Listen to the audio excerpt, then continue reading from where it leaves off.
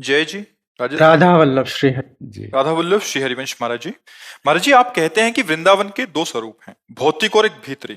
सच्चिदानंद स्वरूप, नयो ने नव रंग नयो रस। मेरा शरीर धाम के बाहर वास करता है, तो क्या मुझे बिना भौतिक वृंदावन वास के वृंदावन का भीतरी स्वरूप अनुभव हो सकता है? हाँ, यदि हाँ, तो कैसे?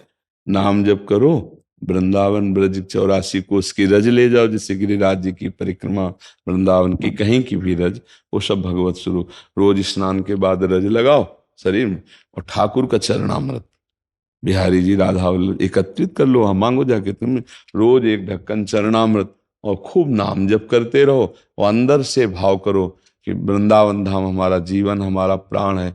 मैं वास नहीं कर पा रहा हूं, लेकिन मुझे मिलेगा वृंदावन। जो इच्छा करी हो मन माही, हरि प्रसाद कछ दुर्लभ नाहि।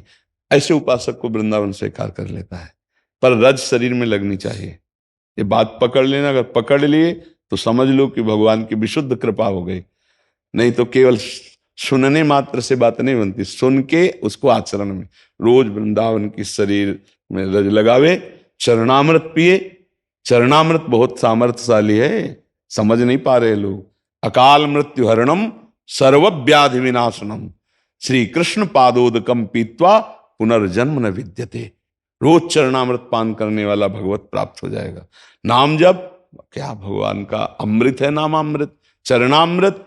और ये जो रज है, चरण रज, ये बड़े बड़े महापुरुषों की है, बड़े बड़े प्रेमियों के आंसुओं से भींगी हुई रज है। यहाँ सब प्रेमी जन ही हुए हैं। कोई विरहाग्नि से अश्रु प्रवाह, कोई आनंद में प्रफुल्लित होकर अश्रु प्रवाह, और महापुरुषों की चरण रज और प्रिया प्रीतम खेलते हैं इसी रज में। तो वो रज हमारे शरीर से लगी हुई, और जिह्वा में राधा राधा राधा, और आश्रय कि मुझे जरूर वृंदावन मिलेगा, आशा, ये आशा पक्की। तो चाहे जहां शरीर छोड़े, वो वृंदावन को प्राप्त होगा। और कभी कभी जब समय मिले तो आ जाया करो वृंदावन, दर्शन कर गए और अपने सीसी कैमरा में भर ले गए, और रोज आ जाया करो। कैसे? भाव से। मान लो आधा घंटा सुबह सुबह उठ के बैठे, अब हम वृंदावन पहुंचे, परिक्रमा मार्ग को प्रणाम किया, पूरी परिक्रमा दी, अब यमुना जी में आचमन किया, अब बिहारी जी के दर्शन करने, 10-15 मिनट में पूरा सब हो जाएगा। रोज परिक्रमा हो जाएगी, रोज दर्शन हो जाएगा। और अमुक जगह गए, फिर उनके संत को प्रणाम किया, फिर वो हमारी तरफ देखे, फिर पूरा मन से जैसे। तो वृंदावन को चिंतवन, यह दीप उर्बार, कोटि जन्म के अघतमय काट करे उजियार। बोले वृंदावन का ऐसा चिंतन करोड़ों जन्मों के पापों का नाश करके प्रेम का प्रकाश कर देता है।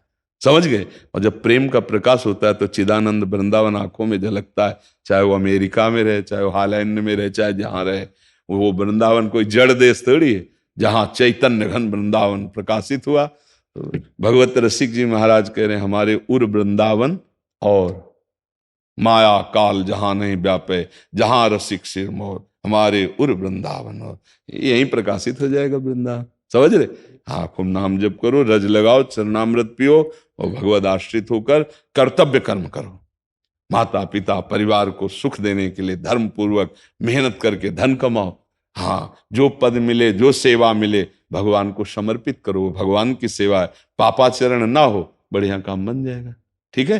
देखो गीता वाटिका गोरखपुर में है ना, वहीं वृंदावन का अनुभव राधा बाबा, भाई जी महाराज और भी महाभागवत जन कर जो किए, कर रहे और करते रहेंगे। तो वृंदावन की रज का सेवन हो। देखो वहां गिरिराज जी का स्थापन किया बाबा ने, ब्रज रज वहां पड़ी हुई है, यहाँ की रज लेके सब।